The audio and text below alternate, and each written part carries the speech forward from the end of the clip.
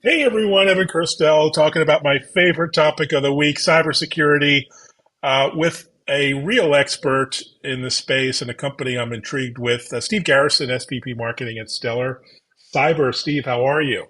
I'm doing fantastic, Evan. Thanks so much for inviting me to your program. We're real excited to talk about our story and what we think we're doing differently. Yeah, and it is quite an intriguing story. But before we jump in, maybe introduce yourself, Steve, to the audience and your background in our space. Well, thanks so much, Evan. Sure. Steve Garrison, run the marketing team at Stellar Cyber. My background goes way back to where I actually started out making chips in Silicon Valley. I came out here as a kid, trained up how to make CMOS die, and learned that it was more fun to talk to customers and partners than be in a clean room all day. So I transitioned into this role because I learned it's fun to make a mousetrap, but it was more important to find out why people actually needed it and what was driving their behavior to engage with a vendor to buy something. And that part of my life is really where I've expanded the last 20 years of my career. Oh, I love that. I love that. Well, I'm a double E by background, so Mhm. we could talk CMOS all day, but we won't do that. That's not the topic today. Today it's about making security operations simpler. Yeah, I was intrigued. That was right from your website. yeah. And, has this whole world of security become overly complicated, complex, and difficult to Oh, manage? Is that your message? it's part of the message. I think everybody agrees, Evan, that there's too many tools. People overbuilt, especially in North America. There's now too much data to look through to find the needles and the needles that actually tell the story you're trying to find. Am I under attack or not? And we know just in North America, there's 700,000 jobs that are open. So we have a unmanageable equation of extraordinary magnitude. And on top of that, what do vendors like to do? Create acronyms. And with over 4,000 vendors in cybersecurity, all shouting they do threat detection and response, you can understand why the market's kind of stuck and I don't know what to do. And I have all these challenges. So people are really afraid to take the next step. And they're worried they're going to take 5 steps back to just take 1 step forward. So at the end of the day, what we're trying to do is, first of all, be very specific. We are not targeting big companies, we're targeting small, medium enterprises. They have been, in my experience, and I'd love to hear what you think, they've been the first movers in looking at new technology because they're not stuck in their ways. They know they need to be nimble because they know they don't have the resources to compete with, say, a JP Morgan Chase and how they do cyber. They have to think differently. No, I love that messaging. Yeah. You also talk about delivering products for the 99%. I think Yeah. that's every small business out there. Yeah, pretty much. Um, Exactly. so, You know, you're saying you don't have to be a CISO, CISO with, all kinds of accreditation and background to dive in and yeah. leverage, best practices. Yeah, and part of it's packaging, right? There is enough intelligence in the software today that you can take what we call a lean security team or a team that doesn't necessarily have a bullpen of PhD data scientists to help sift through the data. They really are trying to, if you want to make an art analogy, they really just want to go to the museum. I'm a big fan of Van Gogh or Van Gogh, as the Dutch would say. Van Gogh, yes. Yeah, Van Gogh. And when you look at the paintings there, and I've been to his museum several times because Oh, I I love did it. Yeah, in art, Amsterdam, beautiful. and it's a fun city. But what's really hard to see from the photographs, and this is going somewhere, Evan, so bear with me, is that it's very three-dimensional. His strokes are very big, and the paint's literally jumping off the canvas, sometimes a Mm. half an inch out. And to see that level of detail, this is what we want in cybersecurity because the signals are so hard to find now. Evan's looking at an SQL server at 4 in the morning on Saturday, and he's pulling data at a different rate than he's pulled before. All these anomalies are actually legal transactions. The logs would say those are fine transactions, but when you piece together the story, it's like your data, it's like your credit card calling and saying, "Are you in London right now, Steve, buying $5,000 worth of audio gear?" That actually happened to me 5 years ago. No, I'm Oi. not. I wish I was. Sounds like they've got good taste. Here's the point. If you have machine learning help present the data to someone who isn't as experienced as a data scientist, now they can look at the Van Gogh painting and say, I see this is a sunflower. Now let me look at the petals to see if those are indicative of, am I under attack? So the more we present an incident map or a case map of all the events put together into a picture, now anybody can predominantly say, Now I see what's going on and I can take proactive action to what I see versus just trying to sift through all that data. This is the big change in the industry.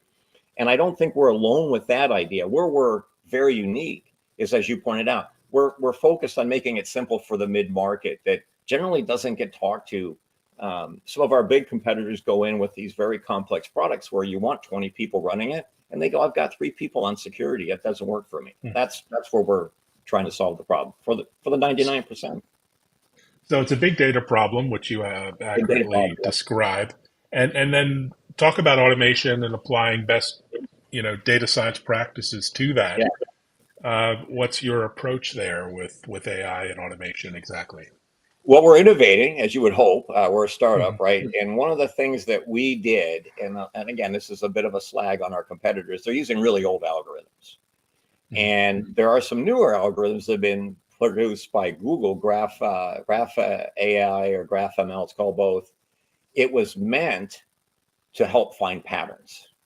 Mhm. And so we're using some, and we think we're the leader in actually productizing GraphML to be a heart and soul of our big data platform. Because if you're trying to find small signals, like that scenario I painted, why would you use a 1970s algorithm that was meant for something else, right? So first of all, use modern algorithms that are meant to solve the problem at hand.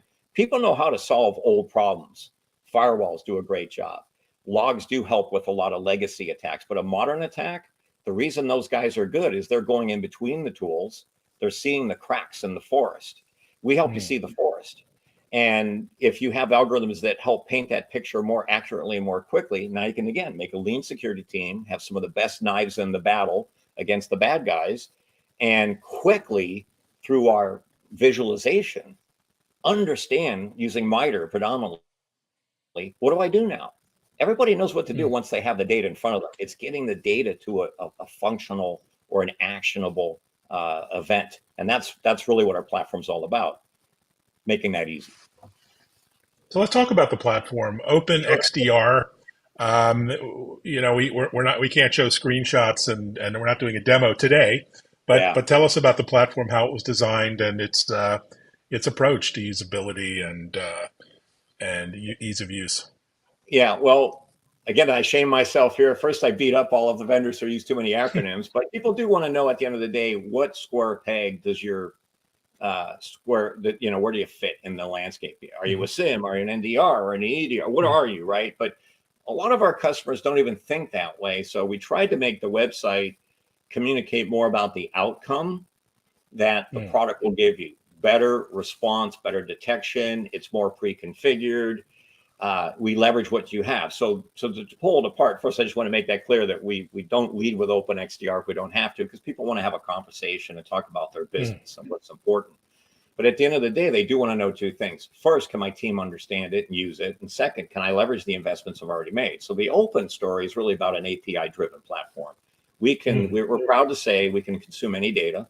If we don't consume it today, we'll do it during your POC. We build a team that builds connectors and parsers, so we do that fast. And a lot of vendors haven't thought through how to do that, but we're from the ground up thinking about APIs all day long.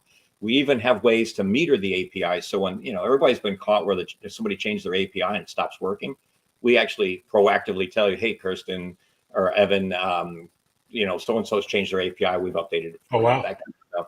Yeah, that's important, right? The XDR, if we pull that apart, what everybody's struggling with is there a single screen that I can bring all my data to and centrally manage all my infrastructure?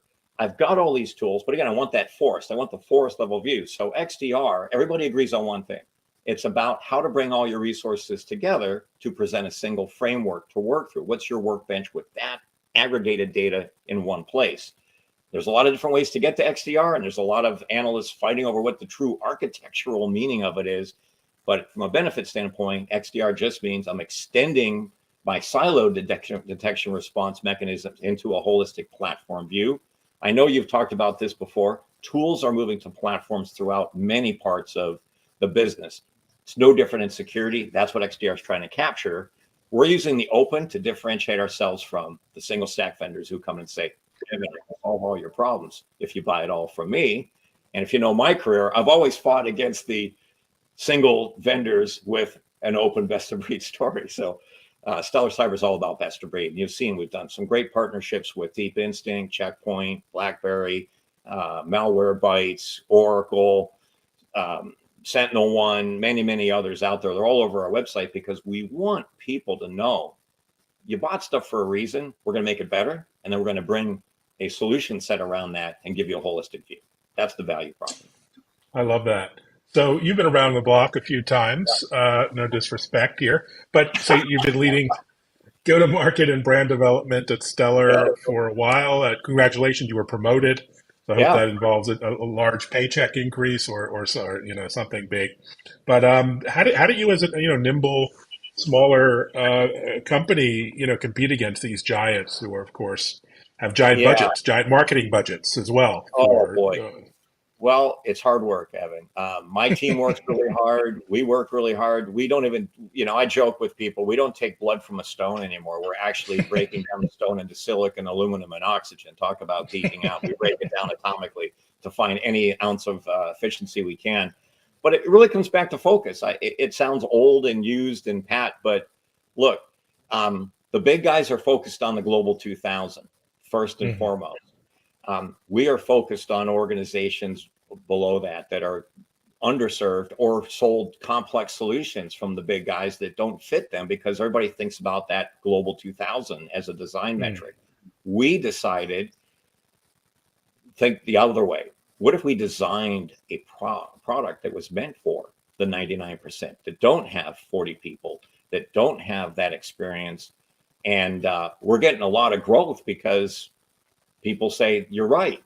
And the people who are aligning with us on the alliance side in our channel also see that that's an underserved place where the current solutions don't really fit.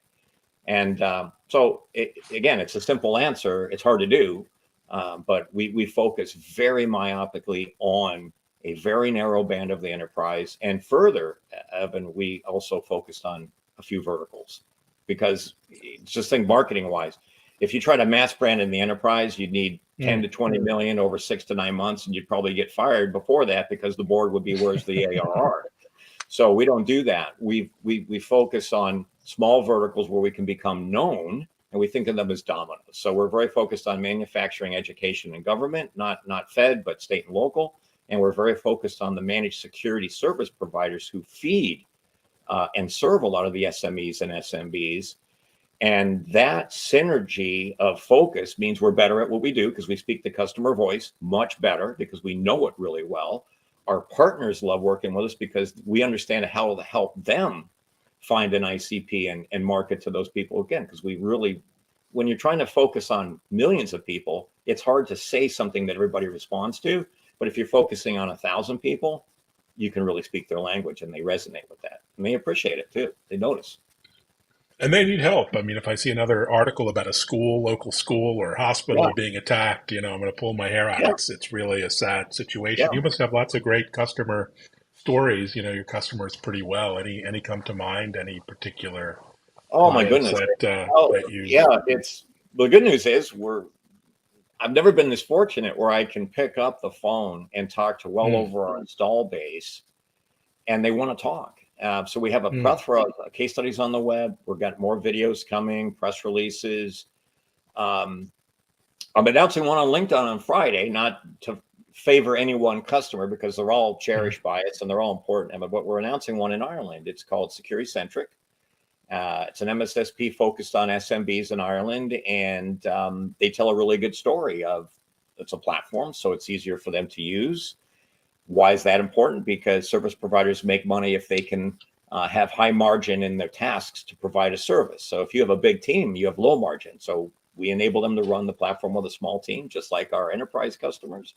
And they can give a holistic, very nice view to an SMB who couldn't afford anything like that as now a turnkey white glove service. So there's a real dance going on in the market between those who don't have, who need, and the regional MSSPs who go, there's good money here. If I focus on a small community around me, I can look them in the eye and they can come and visit me and see my SOC and see how I do it. Mm. It reminds me of the old days of the data centers when they first came out. People didn't want to put stuff in the cloud, but they could drive down to their data center provider and see the blinky lights in the cage, which was protected by guys outside with guns and eye scanners and card swipes. They go, hey, my data's safe in there. I trust that, right? It's the same thing with MSSPs and security that's happening right now. People want a local provider that they understand and know. And that makes sense. Again, that's a soft spot. Great analogy. Yeah. And tell us about the human connection. You talk a lot about, the importance, despite having AI and automation, of coupling it with human expertise. How are the humans in the security world doing today? A little stressed, Well, overwhelmed, and more. yeah. Well, this goes back 20 years as well, but humans have always trusted automation only when they understand exactly what it's doing and they've had a sense and a chance to vet it. And I can tell you, I've been trying to sell automation ever since the late 90s. And unless you expose the kimono and let them in and understand what are the checkpoints that I get to do. I mean, you remember the early days of putting up a firewall blocker. Well, what if that cuts off the CEO's email? Now I get a nasty gram from the boss and I'm in trouble, right? IT would hate that kind of stuff. It's the same with security. So we do a lot of automation, but here's the trick. First of all, we're transparent. We have everything based in JSON in the platform, so you can see the machine language in readable format. If you want to get that level down, you can. And at a high level, what all customers want to know is, if I see a scenario, can I rebuild it so that when it happens again, it's taken care of? We call those playbooks. Predominantly, most people call them playbooks. And a real simple example is my SQL example from before. What if that traffic was going to Russia? Let's pick on Russia today. What the heck? No loss there. And now you can just set up a rule that says anytime outbound traffic's going to Russia, we have no business in Russia. Therefore, that's an always trap, always block. That's a perfect example of a really simple playbook that everybody in security would go, makes total sense. I understand it. And I feel good about that triggering without me being in the process now that I understand what it's doing. And as you move up the food chain and complexity, there's just the understanding of, let me make sure I get to make the key decision of enabling it, but help me package many of the steps as I can so I'm more productive, right? Productivity and confidence are the two keywords we hear from SecOps people all day long. I need to be more productive because I got a lot to do. And I need to be confident that the action I'm taking isn't going to blow up in my face. It's actually going to do me some good. So that's where automation has to come down to at the end of the day. Oh, brilliantly said. Well, you're always so insightful, and I really enjoy chatting. What are you looking forward to? You mentioned an announcement on Friday. Lots of online stuff. Any travel trips or events out in the field to take note of? Well, we're operating in over 25 countries right now. So my team is very busy and trying to be as global as we can. And it's a real treadmill. But I'll tell you, from the North American standpoint, RSA just ended, but guess what's right around the corner? Black Hat and Black Hat and DEF CON. So come check out Stellar Cyber at Black Hat. We have a big stand. The number's on our webpage, and follow us on LinkedIn, Evan. I really think we're doing some fun stuff on LinkedIn. We have corporate stuff coming out, but we do a pun every Wednesday. Because look, life can't be totally serious, and the puns are really bad jokes. So get into it and comment and have fun with that. And we're going to unveil some really fun stuff in the summer that's very oriented around baseball. And I'm just going to let it hang because you'll see that every Friday once that comes out. It's going to be really interesting footage that you'll see that should be a real screamer. Fun, educational, get people to think about cybersecurity in a good way. I love it. Well, thanks so much for joining and the quick update, and congratulations, onwards and upwards as always. And thanks for watching, everyone. Reach out to Steve. He's a pretty engaging guy. I'm sure he'll get back to you with any questions, comments. Absolutely. And look forward to the updates. Thanks so much. All right. Thanks, everybody. Thanks, Evan. Bye-bye.